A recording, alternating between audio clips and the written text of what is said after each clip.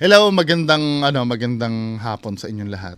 So, merong video na si Sir Kiko ay nag-explain kasi 'di ba nag-viral yung mga videos niya tungkol dun sa yung pagkain niya sa takip ng kaldero, yung pangingisda niya, 'di ba?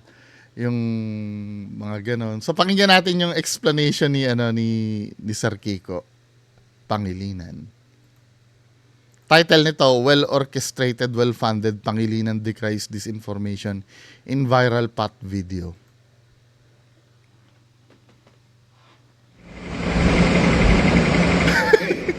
So muli, magandang araw sa ating mga viewers, TikTokers, Facebookers. Si Kiko Pangilinan ito. We decided na magkaroon ng ganitong TikTok and Facebook live. We decided to go live kasi may mga issues sa halalan na very concerning. Sa atin, kapansin-pansin at maliwanag na recently, actually hindi recently, but more so, viciously, we have been subjected to trolling, bashing, in an organized and orchestrated way na clearly hindi ito mga online, organic audiences. Ito ayoko sa mga politicians.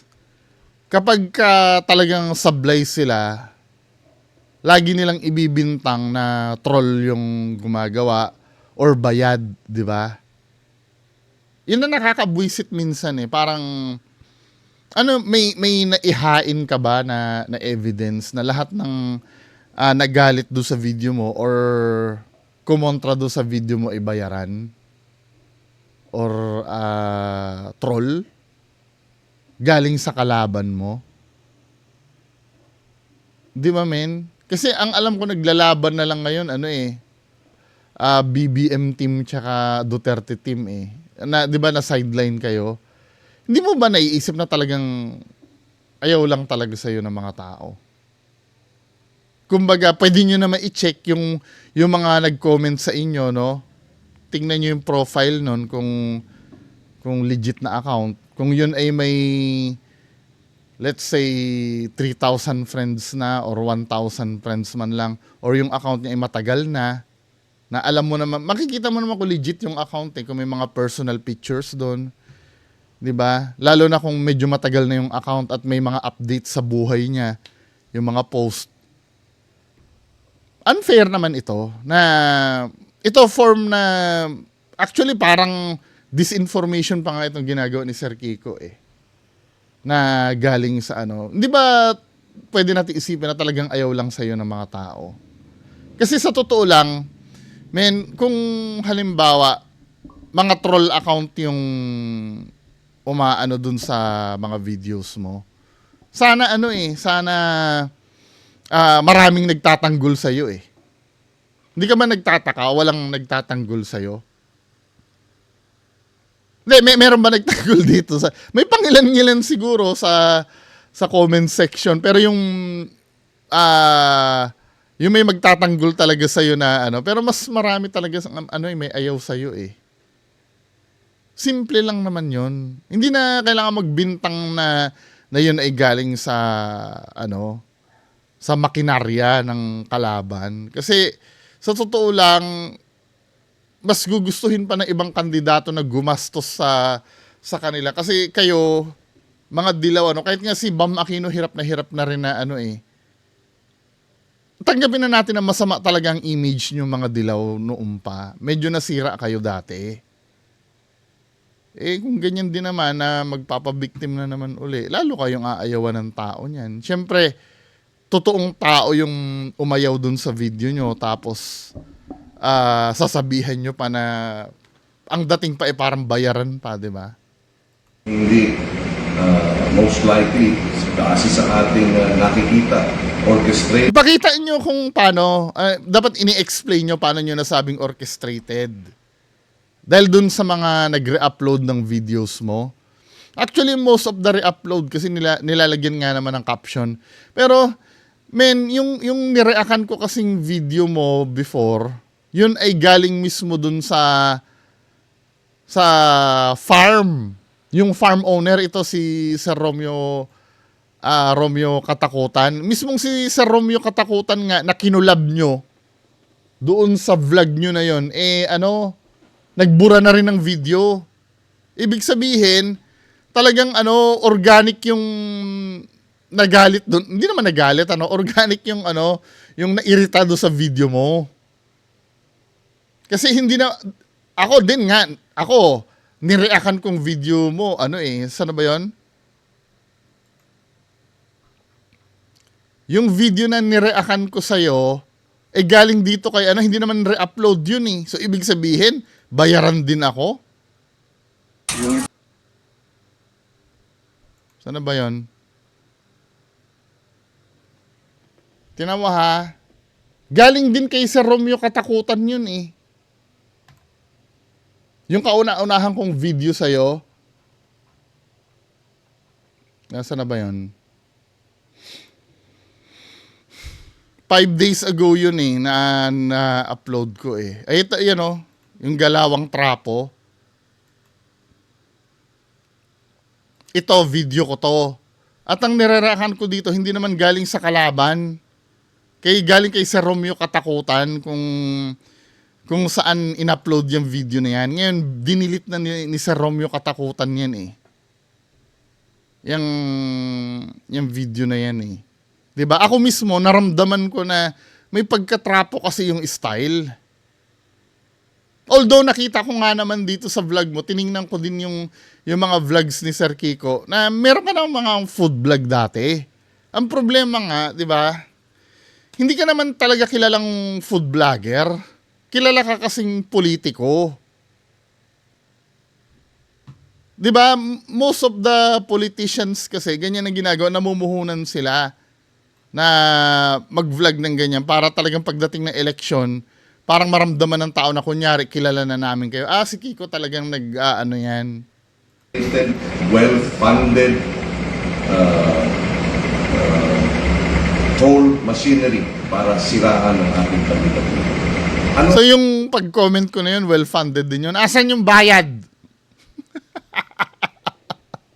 Asan na yung bayad? Sayang yun ha.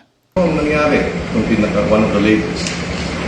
Tayo po ay naroon sa Pampanga, sa San Luis, Pampanga, sa farm ni Idol Romeo Katakutan.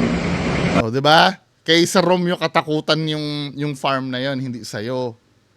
So pumunta ka doon para mag-shoot ng mga videos na yung naglalambat ka, ka, 'di ba? So, collaboration yun doon sa vlogger. At kami po ay nagkaroon ng food vlog. Sa totoo lang, 2 taon na po ako nagpo-food vlog mula noong 2022. Irrelevant eh. 'Di ba? Kasi nga, kilala ka namin as politician. Ginagawa mo lang kasi yun dahil para magkaroon ka ng following sa social media. Yes, nagpo-food vlog ka. Nakita ko nga yung channel mo kanina eh. Nagpo-food vlog ka na noon pa. Ang problem kasi, Sir Kiko, hindi mo nakukuha yung punto na ayaw talaga ng tao sa'yo. Siguro hindi papansinin niya kasi nung time na yon, obviously na nangangampanya ka noon kasi nakakiko ka na damit eh. Hindi mo na pwedeng i-consider yun as food vlogging na normal mong ginagawa. Talagang that time, para sa election yon, wag na tayo magbulahan.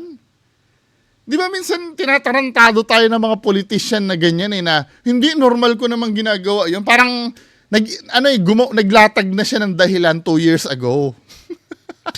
Para just in case na gamitin niya yun sa pangangampanya niya. Hindi, matagal ko nang ginagawa yun Pero wag na tayo magbullshitan. Talagang pumunta ka dun, sir, para mangampanya ka.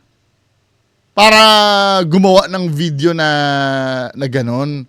Na nakikita ko naman yung mga ibang vlog mo na food vlog, mga masasarap na pagkain yung Hindi yun katulad nung nagsasabaw ka ng gatas sa kanin.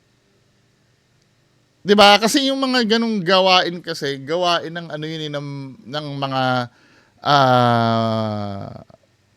mahirap, 'di ba? Parang binobola mo kasi kami as mga audience sa ginagawa mo. Hindi siya natural. Hindi ka pumunta doon para oy, tingnan natin. It's all about you. Kahit nga yung mga vlog mo na ano, yung mga panoorin mo yung isa channel ni Sir Kiko, tingnan nyo ha. Pag tiningnan nyo yung channel ni Sir Kiko,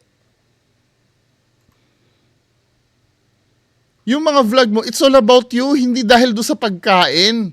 Ang gusto mo nga lang kasing ipakita dito, yung mga ganyan, si Kiko ay simpleng tao lamang, si Kiko ay ano, puro pagmumukha mo yung nakabalandra.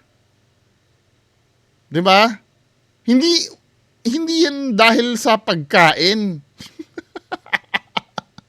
Yes, o nga naman ano, pag nagba-vlog, 'di ba? Kailangan naman na naka ano yung mukha mo. Pero yung mga nakikita ka sa vlog mo, sir, hindi talaga namin nakikita na tungkol doon sa binablog mo. Palaging ikaw eh. I don't know if psychological dahil hate ko lang ang mga dilawan. Ako ko naman hate ko talagang dilawan. Nagiging honest ako sa inyo. 'Di ba? Kasi may ugali kasi nito mga to na yung magpaawa, yung palaging yung umiiyak, yung palaging puro kabayanihan. 'Di ba? Feeling ko kayo din ang may kasalanan kung bakit binoto ng tao si Duterte. Kasi si Duterte ibang-iba kasi sa galawan nyo. Nagsawa na kasi ang tao sa mga galawan yung ganyan. 'Di ba? Kaya kung maraming napatay si Duterte, kasalanan nyo rin dahil sa kagagawa nyo nanalo si Duterte eh. 'Di ba? Kaya po dun sa mga matagal na tayong pinapanood, hindi bago sa atin ang food vlogging, number 1. Number 2, yung ating naging programa, Hello Pagkain. Kaya pagdating sa usapin ng material at content, talagang Hello Pagkain ang ating Host talaga? Hindi dahil sa pangangampanya mo? Hindi dahil sa plano mong pagtakbo uli ng politika? So, ang pinalalabas ni Sir Kiko, matagal niya nang ginagawa yon, 'di ba? Totoo nga naman, nasa vlog niya, tagal niya nang nagvo-vlog oh. Pero I don't believe na yung pagkain ng bida, ginawa mo itong lahat para ibida lang talaga yung sarili mo. Hindi dahil may gusto kang i-vlog na pagkain.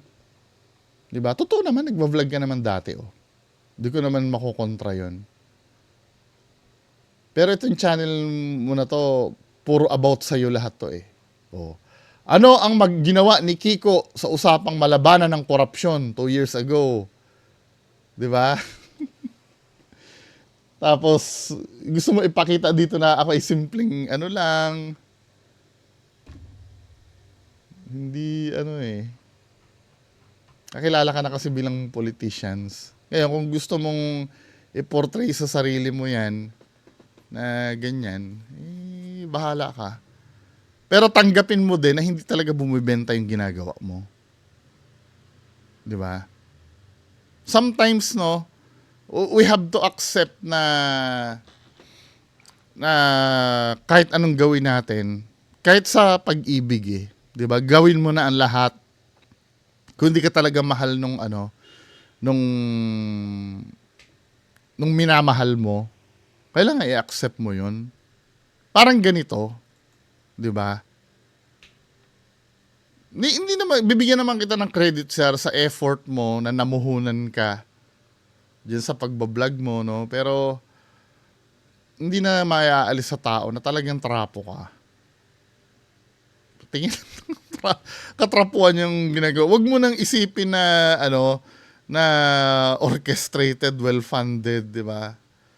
Hindi, unang-una, hindi ka naman threat eh. Kulelat ka nga sa survey eh.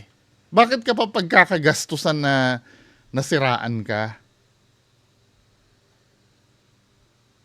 Nararamdaman mo ba na na mahal ka ng tao?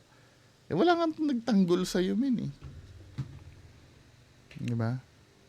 May magtatanggol siguro sa iyo, yung mga empleyado mo or yung Diba? Tanggapin na natin yung katotohanan. Pero malay mo, manalo ka naman eh. Diba? Malay mo. Diba? Magdasal ka na lang. At saka magpakatotoo ka na lang. Alam mo, mas gugustuhin ko pa na, na iboto yung kahit na yung asal mayaman. At least totoo eh. Yung let's say halimbawa, sino ba ang mayaman, Kilala mo si Jambi Madrigal? Di ba Madrigal yun? Mayaman yun eh. Nangangampanya yun. Alam mo yung, nagustuhan ko yun eh. Kasi may ginawa yun dati na, di ba yung Jambi, naalala niyo yun? Nung may nangampanya yun na may pinagawa sa kanya na hindi niya talaga alam kung paano gawin. Na natawa yung mga tao. Hindi, dahil doon, totoo siya eh. Hindi niya naman talaga alam yun eh. Yung mga ganung bagay dahil mayaman siya eh. Yung para bang nagkanda palpak-palpak siya. Nakalimutan ko na kung anong pagkain din yata yon. Basta ganon. In-admire namin yon dahil totoo siya. Pati nga yung mga foreigner na na pupunta sa Pilipinas tapos pakakainin mo ng balot tapos nasusuka kasi hindi sila sanay. Mas ina-admire pa natin yung mga ganon eh. Dahil totoo kasi iyon. Pero yung pipilitin mo na, kahit hindi mo naman lifestyle, tapos pipilitin mo na normal lang sa'yo yung ganon. Sana nakukuha ni Sir Kiko yung nag-change na rin kasi yung game ng politics dito sa atin. Itong mga style nyo kasi, effective yan siguro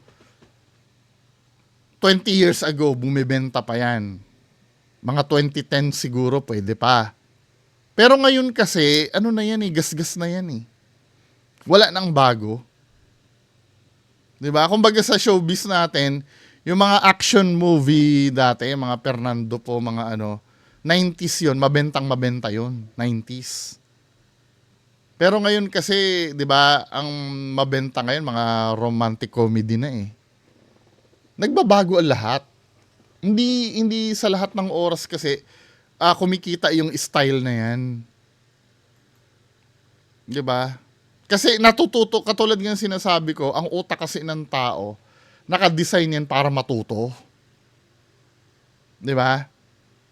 Kasi hindi naman sa lahat ng oras ay nauuto mo yung tao doon sa style mo. Siyempre, ngayon dadating, na naman, magpapanggap na naman na mahirap or Di ba? Hindi dahil na siniraan ka, talagang ayaw na lang talaga ng tao sa'yo. Nako, 18 minutes. Move on na nga tayo. Ito, ano ba itong karugtong daw ito nung nung sa pare. Tingnan nga natin. Ano ba to? Curious ako dito Sa labas Wala naman po sigawan, Father. Kami ng Kaya nga, sa labas. Nakikiusap lang naman po. Hindi ko nga pinagbibigyan ng pakiusap Medyo maangas din pala yung mga nagbebenta no? nyo. Bakit po? Hindi pwede. Bakit nga po? Hindi pwede. Tinatanong Diyos ko naman, yung mga sasagutin pa na bakit nga daw, bakit? Hindi nga pwede dahil sila may authority dyan. Simple lang yun. Hindi naman yan eh. Pwede kang magtanong kung bakit hindi pwede. Kung halimbawa, yung lugar na yan ay nasa publiko, at ang magbabawal sa'yo, let's say MMDA. Bakit po bawal? Nakasaad kasi sa batas natin na bawal ang vendor sa mga bangketa, bla bla bla bla. Pero yung sa loob ng isang pribadong property, talagang wala ka na karapatan magtanong doon. Kapag ayaw nung may-ari, ayaw talaga. Period. Kahit sino din naman talaga mapapasigaw dito eh. Hindi obligasyon ng may-ari ng property na paliwanagan ka kung bakit hindi pwede. Bullshit. po bakit po. Palabasin to. Tawag kayo ng barangay. Tumawag po kayo ng barangay. Ito ay private. Maangas din pala talaga. Maangas. Private. Labas. Okay lang na. Hindi ko na pagkakabit. Lalabas o hindi. Pakihawak. Labas. Sa labas Wala naman po sigawan. Hinila ng pare yung paninda Matigas talaga kasi ang ulo nyo. private property eh. Father. Kami ng ano, Kaya nga, sa labas. Anong pulso ng mga tao dito? Bilang Katoliko, hindi masama ang maghanap buhay, pero sana wag naman sana pati sa... Wala, may mga galit talaga sa pare, no? Wala tayong magagawa doon. Diba? Pero kung nakikita ko kasi dito sa sitwasyon na to, may authority kasi yung pare kasi private property yun eh. Mas nabwisit ako dun sa dun sa mga tao na nangatwiran pa. 'Di ba? Bullshit yun, men. Bullshit. Yung parang kahit di naman sa bahay niyo, kahit hindi kayo pare, no? Kahit sa bahay niyo may pumasok doon at kung ano yung gusto nilang gawin, gagawin nila. Tapos pagbabawalan nyo, kukwestiyonin pa kayo. Bakit nga? Bakit nga? Simpleng dahilan. Dahil hindi kayo may-ari ng property. Tapos. Hindi naman obligasyon na magpaliwanag yan eh. Basic na lang yan. Ginagawa naman tanga ng mga tao yung sarili nila. Maangas din naman pala yung tindera. Kaya hinila ni Father yung mga binibenta. Di ba? Tapos yung mga utak teleserye naman, di ba? Oh! Ganyan ba ang sugo ng Diyos? Bullshit. Ay, Diyos ko, mga kababayan ko. Ano ba nangyayari sa atin? Oh, next video tayo. Ito yung nasagasaan. Mayu-YouTube na naman ako nito eh. Pero ayusin natin. Patay ang isa habang 5 ang sugatan sa nahulikam na pagharurot ng isang SUV sa Makati. Walang permiso umano itong minaneho ng isang security guard na sa tingin ng pulisya ay hindi marunong mag-drive ng sasakyang automatic. Panoorin po ang tagpo sa pagtutok ni Jonathan Andal. Baka akala niya brake yung yung gas. Pauwi na galing trabaho ang babaeng ito mag-aalas 5 ng hapon kahapon sa Barangay Guadalupe Nuevo, Makati. Ang hindi niya alam, may paparating na humaharurot na SUV na pagmasahod Mayu-YouTube tayo eh. ang babae. Isa pang babae ang halos tumapon sa ere at natumba kasama ang isang lalaki. Hindi kita sa anggulo na to pero may iba pa raw na hagip ang SUV. Sa isang cellphone video na iniimbestigahan na rin ng Makati Police, may 2 babaeng nakabulagta sa kalsada at hindi gumagalaw. Ang SUV naman wasak na, pati ang tinamaan nitong railings ng bangketa. Ang lalaking may-ari ng SUV, dali-daling inilabas ang kanyang nanay na sakay noon sa likod. Pero paglilinaw niya, hindi siya ang nasa manibela noon kundi isang 60-year-old na security guard na basta raw minaneho ang kanyang SUV para ilipat ng parking kahit wala niyang permiso. Yung security ginalaw! Nag-ask siya sa mother ko kung iuurong niya yung sasakyan. Sabi ng mother ko, wag, antayin mo yung anak ko. Tawagin mo yung anak ko. Kaso nag-insist yung security na marunong naman daw siya. Matagal na daw siyang driver. Paglabas ko ng pawn shop, nakita ko pa siyang papasok ng sasakyan ko. So sinubukan ko siyang habulin. Bakit nga naman bakit naman gano'n ang ginawa ng security guard? ko siyang pigilan pero hindi na ng kasi ang bilis na patakbo niya agad yung sasakyan Ang sabi kasi ng driver, yun daw po ang kanyang ang mandato daw po sa kanya ng establishmento na once na meron naka-obstruct o nakaharang diyan sa ating establishment at meron darating na kliyente natin na iba ay iayos mo o ipaayos mo sa kanila. Sa tingin natin ay hindi niya alam imaneho dahil sabi nung security guard na nagmaneho ng pag-release pala ng lever ng handbrake ay ito'y umandar na padire-diretso. Ang sinabi niya sa akin, naka-drive na raw nung binaba niya yung lever nung handbrake. 5 ang sugatan, ang pasaherong nanay ng may-ari ng SUV, 3 babae at 1 lalaki. Isa naman ang patay, ang babaeng napasampa sa hood ng SUV. Siya si Amalin Sim, 40 anyos, single mom, may 6 na anak. Hustisya ang panawagan ng kanyang ina. Sakit-sakit po. Ano ba naman kasi? Diyos ko naman. Kahit saang hindi, yun eh, hindi standard yun, ikaw magmaneho eh. Ano ka, valet parking? Pwede siguro yun kung halimbawa, hindi talaga eh. Pwede ba yun? Na bigla mo na lang pasukin yung paano kung karnaper ka? Sakit na wala na. Ang tanga naman ng security guard na yun. Ano ba yun? Anak, ko. Ginawa ng gwardiya na yan. Napakawalang hiya niya. Hindi man lang niya tiningnan kung may masasagasaan siya. Eh, nanay kasi, hindi niya na makokontrol yung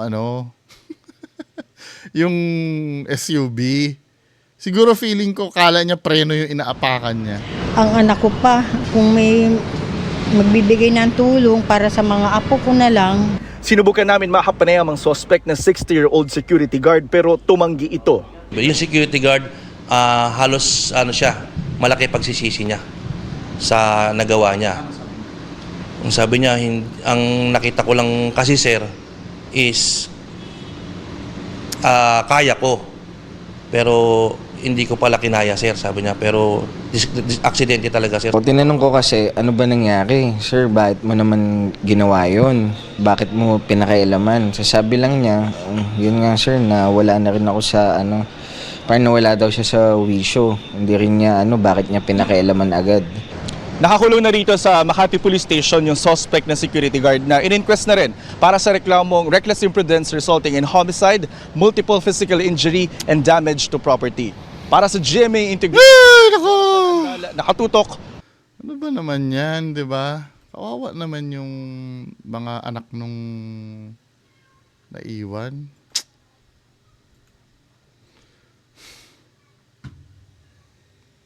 Kaya talagang pag hindi ko alam kung ano sasabihin ko kasi may mga tao talagang ganyan no, yung mga epal talaga. Yung wala namang ano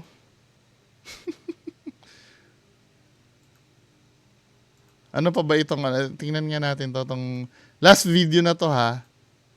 Ano tong dagat?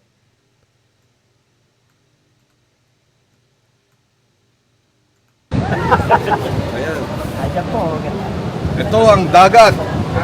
Wow, dagat. Beautiful. Para dun sa mga asthmatic, tulad ng mga anak ko, dito dinadala sa tabing dagat. Nandito tayo sa Rojas City. Hi, Rojas City! Mabuhay! Kasi hindi naman ito katulad sinabi ko kanina, hindi naman ito kasi pagbo-vlog eh. Ano to eh, pamumulitika to eh, parang alam mo yung nagta-trying hard ka na lang, wala ka na masasabihin, ang gusto mo lang talaga may ma-upload at para makilala ka ng lubusan. Pero hindi siya nag-e-effect eh. Lalong na yung mga tao, sir.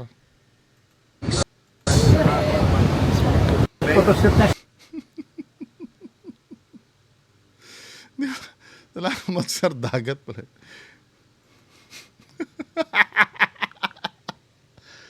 Ay, nako.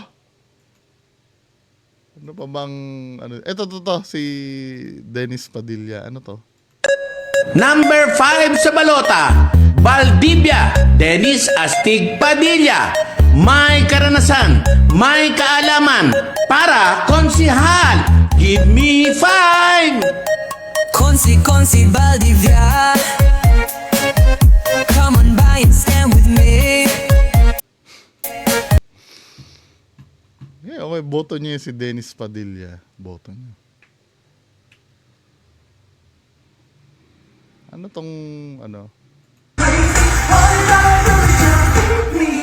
Bagong Pilipinas, bagong mukha.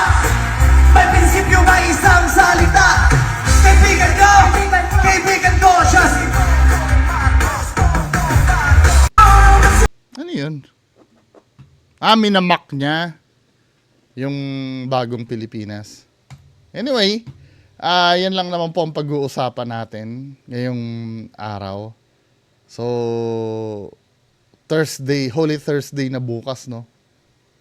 'Di ba? Magnilay-nilay kayo, yung mga makakasalanan dyan. I know! Biyernes Santo pala bukas, sorry. Oo, tama, Biyernes Santo bukas. Anyway, mga kababayan ko, yan lang po ang mapapag-usapan natin. Magandang hapon sa inyo lahat. Bye-bye.